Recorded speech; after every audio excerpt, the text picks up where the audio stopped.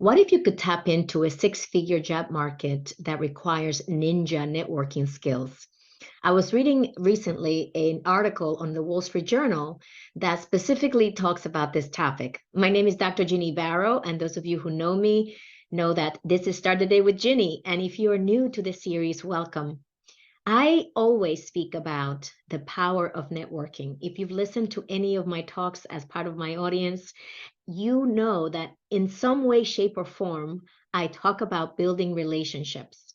Some people get turned off by the term networking because in some cases it implies going out and meeting people and not being authentic and wasting a lot of time and not really seeing much to show for it. And I would like to help reframe for you what it means to network. I keep saying to my audiences, networking is not a luxury, it is a necessity. It's what we do as professionals to promote our personal brand, to promote what we do with others so that when opportunities come up, we are top of mind and they can say, yes, I spoke with this woman. Her name is Dr. Ginny Barrow, and I think she will be really good at this.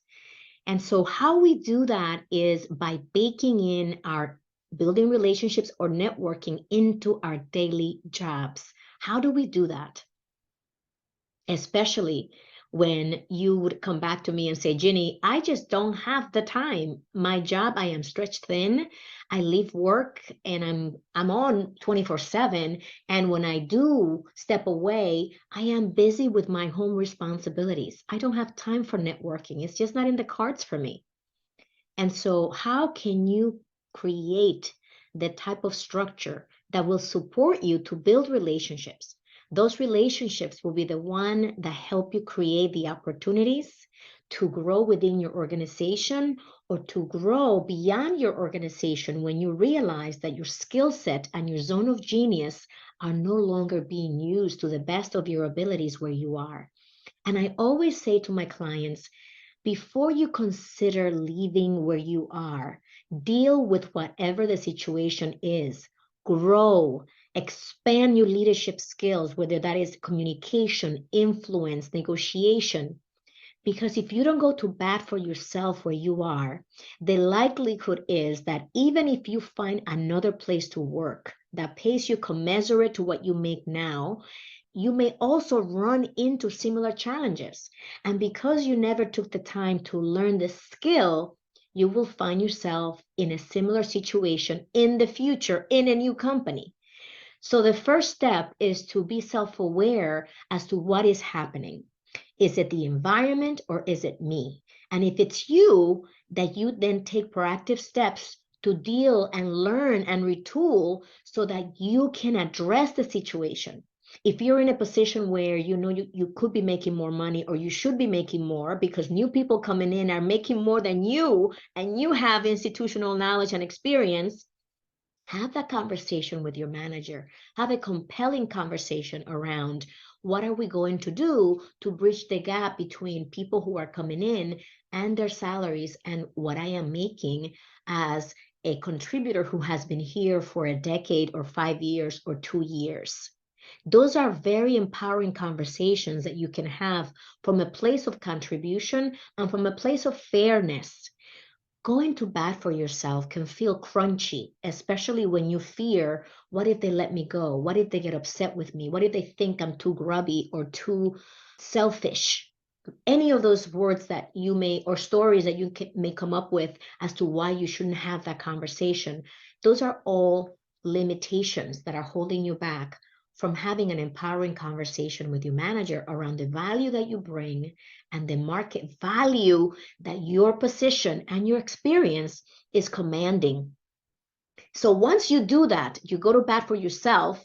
If you notice that nothing changes and there is no plan in action to bridge the gap, then that is an input that you can take to decide, am I going to stay or am I going to go? There's a lot of pros and cons, especially in today's economy. You want to be conscientious of what am I doing, because as they say in computer science, there's a LIFO method, last in, first out. last in, first out, LIFO. And if that's usually what happens in companies, and you've been at your company for a while, that doesn't mean you're safe. But it means that most likely when they're considering letting go of certain people, they may consider letting go of the people that are newest versus the ones that have been there with all the institutional knowledge, who have been trained, who are leaders, etc. And so that's a factor to consider as you look at perhaps switching roles at this stage in your career. If you're at that point where you know you have done your best, you have gone to bat for yourself, and you are ready to move on, this is where building relationships, to go back to the beginning of our conversation, comes in. If you wait until you need to reach out to your network of allies to create opportunities and build relationships, it's too late. That's why we want to bake it into your every week. So how do you do that? For 30 minutes a week. Think about that. 30 minutes. It could be 15 minutes on one day and 15 minutes on another day, or 3 days of 10 minutes where you make a concerted effort to reach out to someone within your company. If you're staying and you want to create opportunities within your company, reach out to them for a 15 or 10-minute cyber coffee, or stop by for a 10-minute conversation to say, just checking in, how are things going? I am looking at this particular group. I really see how my skill sets would be a good fit for what they need, especially if they have something that's open. But even when they don't have any openings, you want to share with the people within your organization and outside your organization, what is your zone of genius and where do you see yourself growing toward? That's when people begin to think of you whenever they're having conversations with someone else in the company or outside, and they hear that they're looking for someone like you. But to be top of mind requires that you reach out to them, that you stay fresh, and that you stay in contact with them so that they can think about you when the time comes.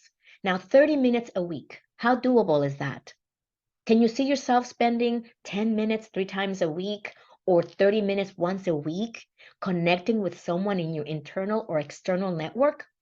I think it's possible, but it requires a lot of intention, being proactive, being consistent, that is a key word, and being curious. Get curious about people who you have in your network. Make a list of the key people that you know are well connected. These are people who know a lot of people, and you typically know who they are because they come across as somebody who mentions, oh, yes, I was speaking with so and so, and I belong to this organization, or I belong to this particular group. And that's how you know they're well connected.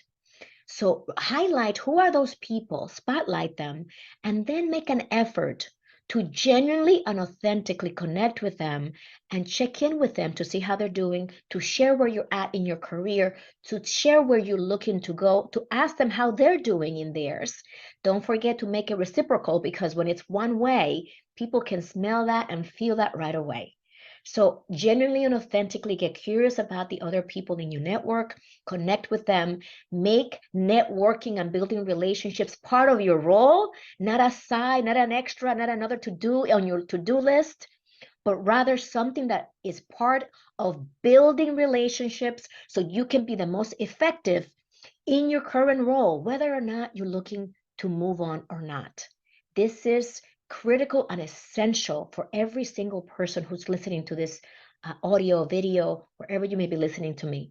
And if you're listening to this before November 15th, 2022, I want to invite you to join us at the Fearless Leadership Masterclass. It is a training for women, devoting 3 hours across the 3 days, the 15th through the 17th of November, to learn how to grow and advance in your leadership role without burning out. If this is something that interests you, join us by going to fearlessleadershipmasterclass.com, saving your virtual seat. And if you want to invite another talented, high potential woman to join you during the training to make it more fun and to build in accountability, also send them to fearlessleadershipmasterclass.com to save their seat. I look forward to seeing you. You know how to connect with me at callwithginny.com. And if you have any questions about what is the value of building relationships? How do I go about building those relationships so that I can get access to those roles that are never posted anywhere, but only available through your network? Then you can always find me at callwithginny.com. Live with purpose, live with joy.